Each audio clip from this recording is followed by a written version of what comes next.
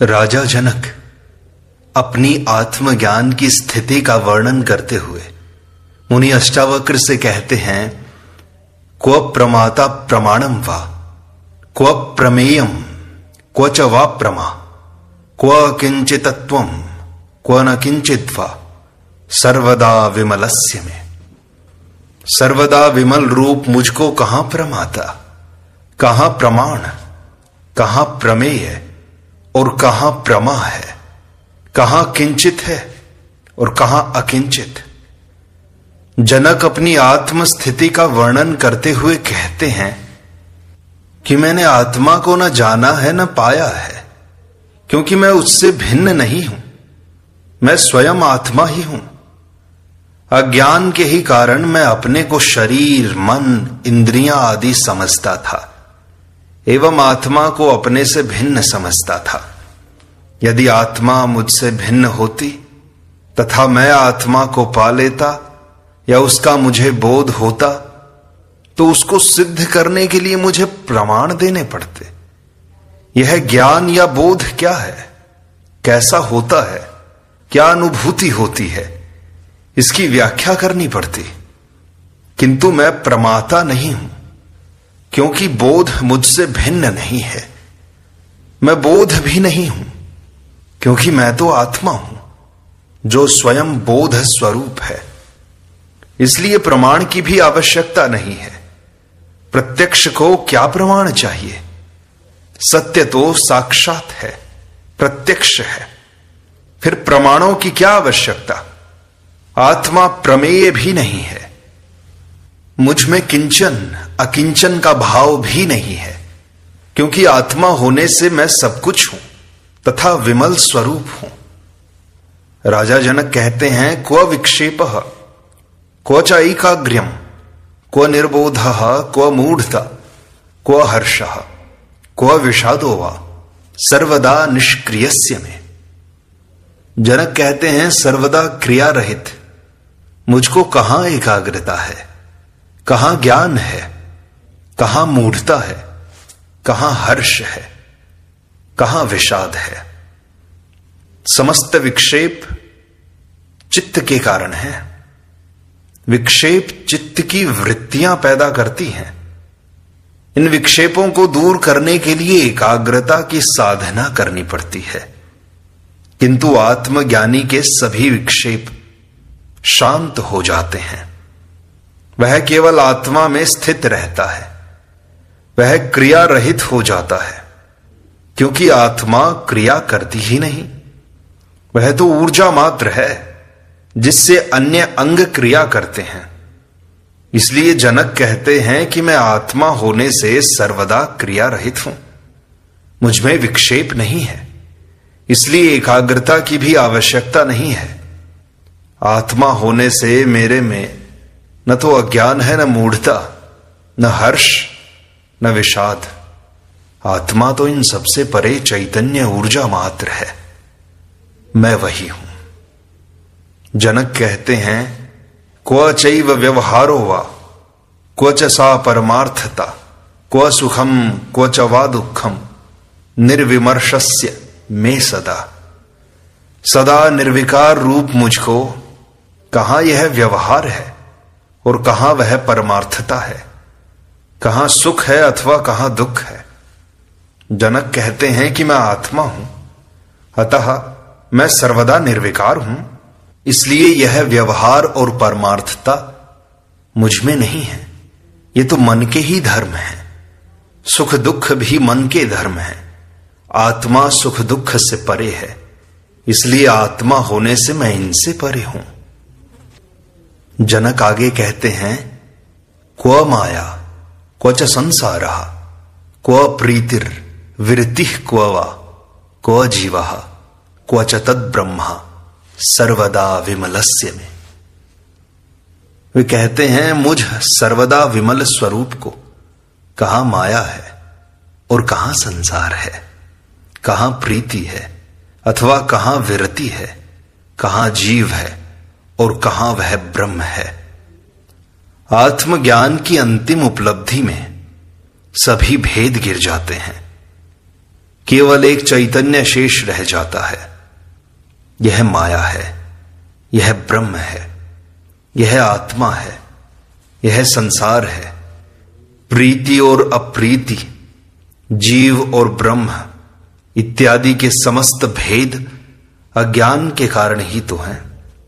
जिसे सत्य स्वरूप आत्मा का ज्ञान नहीं है, वही इन सब में भेद देखता है। आत्मज्ञान पर सब अभेद ज्ञात होता है कि वह सब ब्रह्म ही है, एक ही है।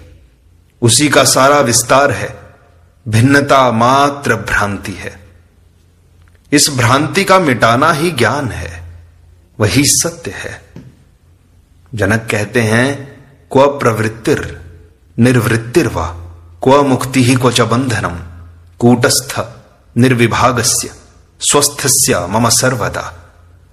सर्वदा कूटस्थ अखंड रूप और स्वस्थ मुझको कहां निवृत्ति है, कहां मुक्ति है और कहां बंध है। आत्मा सदा कूटस्थ है, वह अखंड है, उसका विभाजन नहीं किया जा सकता, वह अद्वय है। इसे उपलब्ध होना ही परम स्वास्थ्य है, इसलिए ज्ञानी ही स्वस्थ है, बाकी सब रुग्ण है। ऐसे व्यक्ति में न प्रवृत्ति होती है, न ही निवृत्ति, न उसके लिए मुक्ति है, क्योंकि आत्मा का कोई बंध है ही नहीं, वह निर्बंध है। बंधन मात्र वासना एवं अहंकार के कारण है, जो अज्ञान जनित है। अहंकार के कारण ही तो कर्तापन है, इसी से तो होता है बंधन, इसी से होता है पाप पुण्य। कर्ता होने से ही भोक्ता भी होता है। जिन धर्मों ने आत्मा को नहीं जाना, वे ही इनमें भेद करते हैं, किंतु अस्तित्व में सब संयुक्त है। अहंकारी व अज्ञानी ही भेद करते हैं, क्योंकि इससे अहंकार को तृप्ति मिलती है। लोग धर्म के नाम पर अहंकार का ही पोषण कर रहे हैं। परम धर्म इससे ऊपर एक अस्तित्व की बात कहता है, जो अखंड है, अद्वय है, निर्मल निर्विकार शांत है, केवल चैतन्य है। जनक आगे कहते हैं, क्व धर्मः क्व च वा कामः क्व चार्थः क्व विवेकता क्व द्वैतम क्व च वा द्वैतम स्वमहिम्नि स्थितस्य में। अपनी महिमा में स्थित मुझको कहां धर्म है, कहां काम है, कहां अर्थ है, कहां विवेकता है, कहां द्वैत है और कहां अद्वैत है। आत्मा हमारा स्वभाव है, वही तो सत्य है, वही तो आनंद है। उसे प्राप्त कर लेना ही सबसे बड़ी महिमा है। आत्मज्ञानी ही स्वयं में प्रतिष्ठित होता है। दूसरों द्वारा दी गई ये सब कीर्तियां, सब मान सम्मान झूठा है, धोखा है। दूसरा जो देता है वह उसे छीन भी तो सकता है। दूसरों ने तुम्हें महिमा दी तो तुम फूल जाओगे, अपने को महामहिम समझने लगोगे, किंतु उसकी चाबी तो दूसरे के पास है। पर जनक कहते हैं कि मैं तो अपनी महिमा में, अपने स्वभाव में स्थित हो गया हूं। आत्मा ही मेरी महिमा है। इसमें स्थित हो जाने से मैं स्वयं को जान लेता हूं। मैं आत्म स्वरूप हो जाता हूं, आनंद को उपलब्ध हो जाता हूं। यह मेरा निजी है, जो स्वयं मैंने प्राप्त किया है। जनक आगे कहते हैं, क्व च आत्मा क्व च वा अनात्मा क्व शुभम क्व च वा शुभम क्व चिंता क्व च वा चिंता गत द्वंद्वस्य में सदा। मुझ निर्द्वंद्व हुए व्यक्ति की कहां आत्मा है, कहां अनात्मा है, कहां शुभ है, कहां अशुभ है, कहां चिंता है अथवा कहां अचिंता है। आत्मा, परमात्मा, ईश्वर, ब्रह्म, ये नाम देने से ही अनेक भ्रांतियां पैदा हो गई हैं। जैसे ये कोई पदार्थ है, कोई तत्व है जिसे देखा जा सकता है, जाना जा सकता है, पाया जा सकता है। किंतु जो ध्यान की गहराई में गए हैं, उन्होंने ऐसा कुछ जाना नहीं, न देखा न पाया, किंतु अभिव्यक्ति के लिए उन्होंने नाम दे दिए, जिससे भ्रांतियां पैदा हुई। सत्य लुप्त हो गया। सत्य को अभिव्यक्ति नहीं दी जा सकती। शब्दों में उतारते ही वह असत्य हो जाता है। इसीलिए ज्ञानी मौन हो जाते हैं। ध्यान अथवा समाधि में आत्मा के दर्शन नहीं होते, नहीं उसका साक्षात्कार होता है। उस स्थिति में जो कुछ अनुभव होता है उससे आत्मा का अनुमान लगाया जाता है, इन्फर किया जाता है कि यह आत्मा ही है। जैसे धुएं को देखकर आग का अनुमान लगाया जाता है, किंतु आत्मा कैसी है यह कहना बड़ा कठिन है।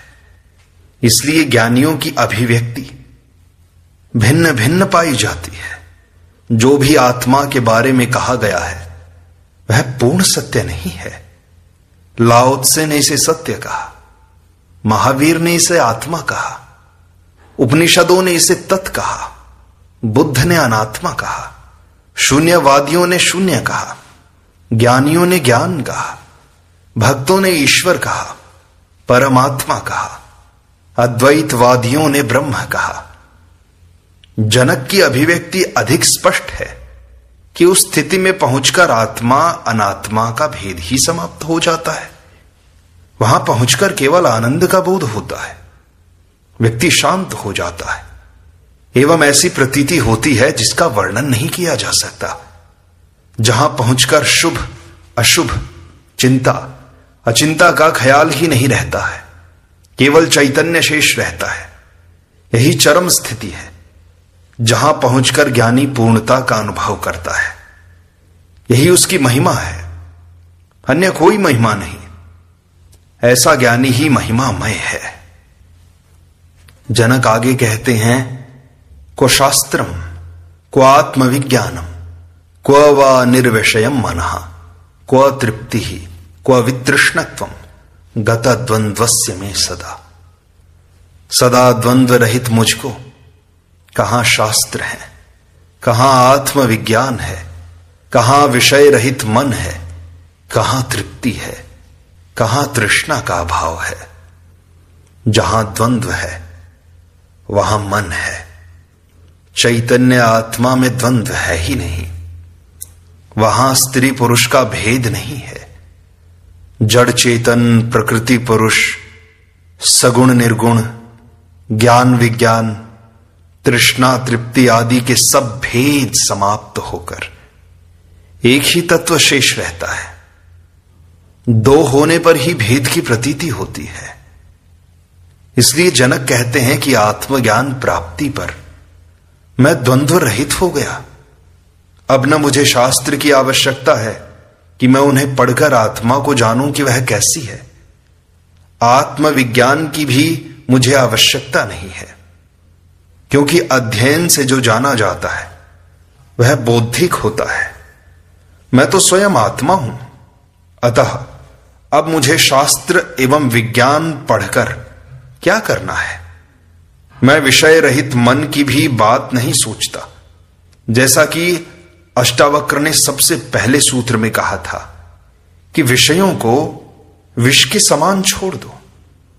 विषय छोड़ने पर मन जब विषय रहित हुआ तो मन की कल्पना कहां रही। इस स्थिति में तृप्ति भी नहीं है, क्योंकि तृप्ति का अनुभव भी अतृप्त को ही होता है। तृष्णा का अभाव हो गया, ऐसा भी विचार अब नहीं उठता। ऐसी स्थिति में मैं अवस्थित हूं। जनक कहते हैं, क्व विद्या क्व च वा विद्या क्वाहम क्वेदम मम क्व वा क्व बंधः क्व च वा मोक्षः स्वरूपस्य क्व रूपिता। स्वस्वरूप की कहां रूपिता है, कहां विद्या है और कहां अविद्या है, कहां मैं है अथवा कहां यह है, कहां मेरा है, कहां बंध है, कहां मोक्ष है। आत्मज्ञानी की स्थिति तो वर्णित नहीं की जा सकती, उसे अभिव्यक्त करना कठिन है। जनक उस स्थिति का वर्णन करने का प्रयास कर रहे हैं कि आत्मा ही निज स्वरूप है, अन्य सभी स्वरूप ओढ़े हुए हैं। जो भ्रम से सत्य प्रतीत होते हैं। अतः ये माया मात्र है। इस माया का पर्दा हटने पर निजात्म स्वरूप का बोध होता है, किंतु इसकी भी रूपिता नहीं है। आत्मा का कोई रूप नहीं है जिसे देखा जा सके, जिसका वर्णन किया जा सके। आत्मा में विद्या अर्थात ज्ञान तथा अविद्या अर्थात संसार भी नहीं है, क्योंकि ये दोनों भ्रांतियां हैं, दोनों ही माया हैं। आत्मा में मैं अथवा यह का भेद ही नहीं है, क्योंकि अहंकार से ही मैं की प्रतीति होती है, एवं मैं होने पर ही यह का आभास होता है। आत्मा एक ही है, उसमें दूसरा कोई है ही नहीं, इसलिए यह भेद भी नहीं रहता। जहां मैं नहीं वहां मेरा भी नहीं है। आत्मा का कोई बंध नहीं है, इसलिए मोक्ष भी नहीं है। बंध मात्र अज्ञान के कारण है। जब तक अज्ञान है तभी तक बंध है। आत्मा स्वयं ज्ञान है, उसका कोई बंध नहीं है, न उसका मोक्ष है, वह तो नित्य है। बंध और मोक्ष दोनों का कारण अहंकार है। निरहंकारी दोनों से मुक्त है। राजा जनक कहते हैं, कोपदेशः क्व वा शास्त्रम क्व शिष्यः क्व च वा गुरुः क्व चास्ति पुरुषार्थो वा निरुपाधेः शिवस्य में। उपाधि रहित शिवरूप मुझको कहां उपदेश है, अथवा कहां शास्त्र है, कहां शिष्य है, कहां गुरु है और कहां पुरुषार्थ है। आत्मज्ञान से रहित ही उपाधि वाला होता है। आत्मा की कोई उपाधि नहीं है। वह एक है या दो, जड़ है या चैतन्य, प्रकृति है या पुरुष, सृष्टि है या परमात्मा, यह कहना ही कठिन है, क्योंकि वही सब कुछ है और वह कुछ भी नहीं है। वह दिखाई नहीं देता फिर भी है, वह क्रिया रहित है फिर भी सब उसी से हो रहा है। उसके बिना एक पत्ता नहीं हिलता। वह शिवरूप है, कल्याणकारी है। जनक कहते हैं कि मैंने इस आत्म स्वरूप को पा लिया है, इसलिए अब मेरे लिए कोई उपदेश आवश्यक नहीं रह गए। उपदेश तो अज्ञानी को ही दिए जाते हैं। शास्त्र भी अज्ञानी के लिए हैं। ज्ञानी तो स्वयं शास्त्र है, उसकी वाणी ही शास्त्र है जो जीवंत है। पुस्तकों वाले शास्त्र मुर्दा हैं। ज्ञानी स्वयं गुरु है, उसने गुरुत्व पा लिया। वह शिष्य भी नहीं है, न उसे अब गुरु की आवश्यकता है। उसे अब किसी पुरुषार्थ की भी आवश्यकता नहीं है, क्योंकि आत्मज्ञान ही परम पुरुषार्थ है जो उसे उपलब्ध हो गया। उपलब्धि पर ये सभी व्यर्थ हो जाते हैं, जैसे नदी पार हो जाने पर नाव व्यर्थ हो जाती है। कबीर ने कहा है, दूल्हा दुल्हन मिल गए, फीकी पड़ी बारात। इस सारी बारात का महत्व मिलन तक ही होता है। मिलन होने पर इन्हें विदा कर देना चाहिए, वरना ये भी बंधन बन जाते हैं। जनक कहते हैं, क्वचास्ति क्वच वानास्ति चैकम क्वच द्वयम बहुनात्र किमुक्तेन किंचिन्नोत्तिष्ठते ममा। अष्टावक्र गीता का यह अंतिम श्लोक है। राजा जनक कहते हैं, कहां अस्ति है और कहां नास्ति, अथवा कहां एक है और कहां दो है। इसमें बहुत कहने से क्या प्रयोजन है। मुझको तो कुछ भी नहीं उठ रहा है, सब कुछ शांत हो गया है। अंत में जनक कहते हैं कि अज्ञानी ही कहता है कि संसार है, माया है, ब्रह्म है, जीव है। वह है को ही जानता है, किंतु जो कहता है यह सब नहीं है, सृष्टि जीव आदि सब माया है, ब्रह्म ही सत्य है, वह भी अज्ञानी ही है। जिसने जाना नहीं वही अस्ति नास्ति के भ्रम में जीता है। जिसने जान लिया वह आत्मवत ही हो गया। उसके लिए यह अज्ञान जनित भ्रम भी मिट जाता है कि क्या है और क्या नहीं है।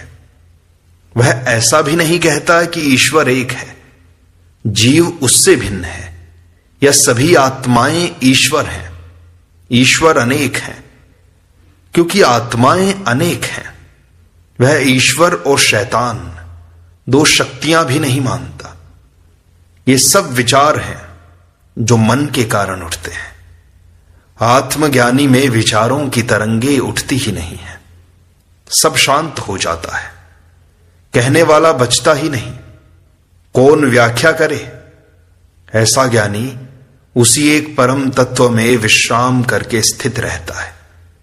यही ज्ञान की अंतिम अवस्था है, यही अंतिम सिद्धि है।